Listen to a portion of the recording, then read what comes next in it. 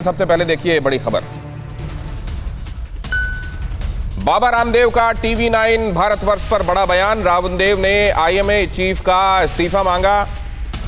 Indian medical association chief पर धर्मांतरण करने का आरोप लगाया। रामदेव से पहले सहयोगी बालकृष्ण भी लगा चुके हैं ये आरोप। आईएमए चीफ सबको ईसाई बनाना चाहते हैं, कहा रामदेव ने। दरअसल आईएमए के जो अध्यक्ष है ना, उन्होंने एलोपैथी को ओझापैथी बनाने की कोशिश की है। बहुत ही शर्मनाक है। और मैं मानता हूं कि इस पूरे कोविड के संक्रमण में हिंदू, मुसलमान, सिख, ईसाई, जैन, बौद्ध, मानव मात्र सब सेवा में लगे हुए। लेकिन हमारे आईएमए के जो अध्यक्ष हैं वो कहते हैं कि ये मौका है कि कोरोना के बहाने घर घर जाओ और लोगों को एक विशेष मजहब में बदलो, कन्वर्जन का काम करो। ये कितना शर्मनाक है। आईएमए के अध्यक्ष को इस्तीफा देना चाहिए। आईएमए चीफ को तत्काल इस्तीफा देना चाहिए, वो धर्मांतरण के काम में लगे हुए हैं। बातचीत होगी। Professor VP Singh, dean Ayurveda, भारतीय बनारस हिंदू यूनिवर्सिटी हमारे साथ जुड़ रहे हैं। डॉक्टर वीडी टेम्भुर्निकर अध्यक्ष हैं नीमा के, नेशनल इंटीग्रेटेड मेडिकल एसोसिएशन से ताल्लुक रखते हैं वो। अशोक वानखेड़े साहब हमारे साथ जुड़ रहे हैं, वरिष्ठ पत्रकार, कई बार आपके साथ चर्चा में हिस्सा लेते रहते हैं। डॉक्टर विवेक गुप्ता, कार्डियोलॉजिस्ट, अपोलो, आपके साथ कई बार जुड़कर आपको इस दौरान कोरोना के संदर्भ में वो आपका मार्गदर्शन भी करते रहे हैं। लेकिन सबसे पहले अहम खबर आपको मैं बता दूं, चक्रव्यूह में रामदेव की बड़ी बातें क्या रही हैं, जरा वो देखिए और उसके बाद अपने मेहमानों का रुख करता हूं मैं। आज हमने बाबा रामदेव से इस बारे में टीवी9 भारतवर्ष ने खुलकर बातचीत की। मकसद एक था कि कोरोना के समय जब ये तकरार देखने को मिल रही है तब ये खत्म होनी चाहिए और दोनों ही पक्षों को अपने अपने किए हुए का जहां कमी है उसका एहसास होना चाहिए, जहां इंप्रूवमेंट किया जा सकता है वो किया जाना चाहिए। कोरोना की लड़ाई को सबसे पहले सबसे आगे रखते हुए काम किया जाना चाहिए। आईएमए अध्यक्ष कोरोना के बहाने धर्म परिवर्तन करा रहे हैं। मैंने माफी मांग ली है, ये बात कही बाबा रामदेव ने, लेकिन साथ में जो बात कही वो मैं आपको बता रहा हूं। आईएमए के अध्यक्ष फौरन इस्तीफा दे दें। चक्रव्यूह में बाबा रामदेव जब आए तो उन्होंने ये बात कही। उन्होंने और क्या कहा, आईएमए को गंभीरता से लेने की जरूरत नहीं है, अंग्रेजों के समय की बनी हुई एक एनजीओ है और इसको गंभीरता से लेने की जरूरत नहीं। मैं डॉक्टर्स का सम्मान करता हूं, लेकिन आईएमए को गंभीरता से लेने की आवश्यकता नहीं। 50 साल तक आईएमए मेरे 25 सवालों का जवाब नहीं दे पाएगा। जब उन्होंने माफी मांगी हेल्थ मिनिस्ट्री के कहने पे, हेल्थ मिनिस्टर के कहने पर, तो उन्होंने ये 25 पॉइंट्स भी सामने रख दिए थे। उन्होंने कहा 50 साल तक जवाब नहीं दे पाएंगे। मानहानि तो मेरी हुई है, उन्होंने कहा। जिसकी इज्जत ही नहीं उसकी हानि क्या, जिसका मान ही नहीं उसकी हानि क्या। ड्रग माफिया 200 लाख करोड़ का कारोबार करते हैं, उन्होंने कहा। जब सबका वैक्सीनेशन हो जाएगा, वैक्सीन के संदर्भ में भी उनसे बात की गई तो उन्होंने कहा कि मैं लगवाऊंगा लेकिन तब जब सबका हो जाएगा, क्योंकि मैं स्वस्थ हूं और मुझसे पहले दूसरों को वरीयता मिलनी चाहिए। ब्लैक फंगस पर उन्होंने कहा कि जल्द ही आयुर्वेदिक दवा इस बारे में लाऊंगा और विदेशी कंपनियों ने देश को लूटने का काम किया है।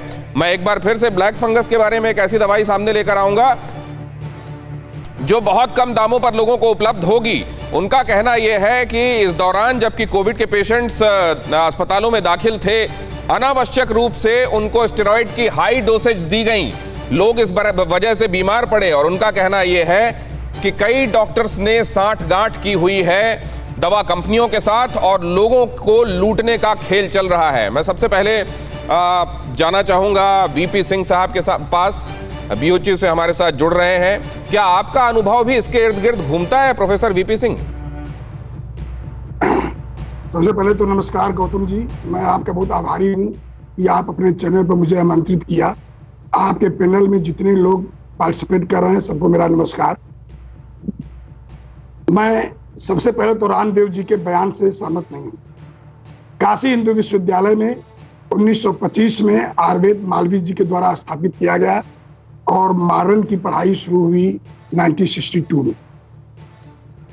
और मालवीय जी ने यहाँ पर आयुर्वेद को दूसरे फॉर्म में शुरू किया, वैज्ञानिकों के साथ, जैसे department of medicinal chemistry, science के लोगों को वहां पर रखा कि आयुर्वेदिक दवाइयों का वैलिडेशन होगा। केवल कहने से कि एक आयुर्वेदिक दवाई इतनी इफेक्टिव है, इससे काम नहीं चलेगा, हमको प्रमाणित करना पड़ेगा। और ये कहना कि कोविड के इलाज में स्टेरॉइड के द्वारा मॉडर्न के डॉक्टरों ने कंपनियों से सांठ-गांठ करके, तो मैं आपको बता दूं गौतम जी कि मैं और मेरी पत्नी दोनों कोरोना पॉजिटिव हुए हमारी पत्नी अस्पताल में भर्ती हुई, उनके साथ मैं भी था स्पेशल वार्ड में। बहुत मात्र स्टेरॉइड दिया गया थोड़ा ऑक्सीजन लेवल को बढ़ाने के लिए, बाकी रिजिथ्रोमाइसिन और ये सब दवाइयां दी गई। वैदिक काढ़ा का प्रयोग कर रहे थे, क्योंकि मैं साहब आप पूरी तरह खारिज करते हैं बाबा रामदेव के बयान को, या आप आंशिक रूप से सहमत हैं? नहीं, बाबा रामदेव ने जो कहा कि मॉडर्न दवाइयों का मॉडर्न डॉक्टरों ने साठ गांठ कर करके और इसको किया, इसको मैं पूरी तरह खारिज करता हूं।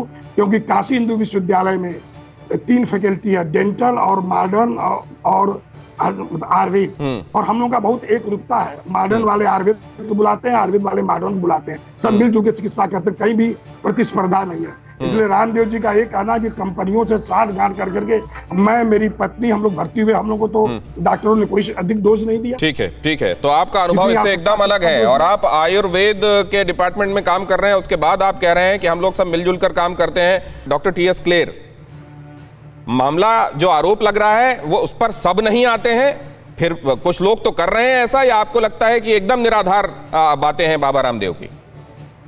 देखिए, ऐसे है कि बड़े शर्म की बात है, बहुत दुख की बात है कि इस कंट्री में कुछ लोग बहुत ही इररिस्पॉन्सिबल स्टेटमेंट देते हैं।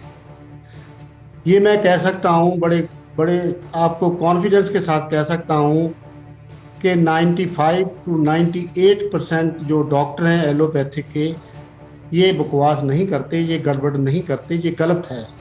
अब ये अगर स्टीरॉयड की डोज ज़्यादा यूज़ करी है या कम यूज़ करी है, वो तो पेशेंट टू पेशेंट डिसीजन होता है और डॉक्टर का डिसीजन होता है। दूसरी बात यह है कि एलोपैथिक के सारे डॉक्टर जानते हैं कि स्टीरॉयड के साइड इफ़ेक्ट होते हैं, हमें यूज़ करने पड़ते हैं, क्योंकि नहीं तो मरीज़ वैसे ही मर जाएगा। तो ये जो कुछ लोगों का ये कहना है, जैसे बाबा रामदेव जी ने बहुत ही इररिस्पॉन्सिबल स्टेटमेंट दी हैं विदाउट किसी साइंटिफिक एविडेंस के, मैं कहता हूँ हमारे लिए बहुत दुख की बात है। ये बहुत इररिस्पॉन्सिबल स्टेटमेंट हैं, और ये बल्कि इस कंट्री में कोई अकाउंटेबिलिटी नहीं है।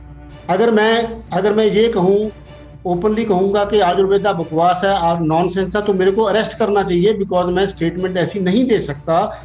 मेरे को ये स्टेटमेंट देनी चाहिए रिस्पॉन्सिबिलिटी के साथ। और रिस्पॉन्सिबिलिटी की बात ये है, देखो जो भी लोग ये बाबा रामदेव जी बोल रहे हैं या कोई और बोल रहा है, मैं इनको एक ही चीज कहना चाहता हूँ कि सारे विश्व में 98% एलोपैथिक की प्रैक्टिस हो रही है। हर जगह एलोपैथी की प्रैक्टिस हो रही है। जर्मनी जहाँ के होम्योपैथी शुरू हुई थी, वहाँ होम्योपैथी की प्रैक्टिस 0% है। 0%। अगर होम्योपैथी में सब इलाज होता तो वही जर्मनी वाले क्यों छोड़ते, अमेरिका वाले क्यों ना अडॉप्ट कर लेते? ये जो बात आप कह रहे हैं ये बात ठीक है। जिन मेडिकल स्टूडेंट्स का भी एमबीबीएस में सिलेक्शन हो रहा है, अगर उनमें से कोई एमबीबीएस छोड़कर बीएएमएस अडॉप्ट करें तो उस प्रायोरिटी के संदर्भ में हम समझ सकते हैं बीएचएमएस के संदर्भ में, लेकिन एमबीबीएस प्रायोरिटी क्यों होती है ये बात करनी पड़ेगी। लेकिन आपने जर्मनी की बात की, असल में कहा यह जाता है कि डॉक्टर हैनीमैन जिन्होंने होम्योपैथी की शुरुआत की, आता हूं डॉक्टर क्लेर आपके पास आता हूं, उन्होंने ही ये एलोपैथी टर्म क्वाइन की थी। हम होम्योपैथी करते हैं, बाकी सब जो कर रहे हैं वो एलोपैथी करते हैं। उनका कहना ये था ये मॉडर्न मेडिसिन है, मॉडर्न मेडिकल साइंस है, जिसके संदर्भ में हम चर्चा कर रहे हैं। फिक्र आपकी, सोमवार से शुक्रवार रात 9 बजे सिर्फ TV9 भारतवर्ष पर।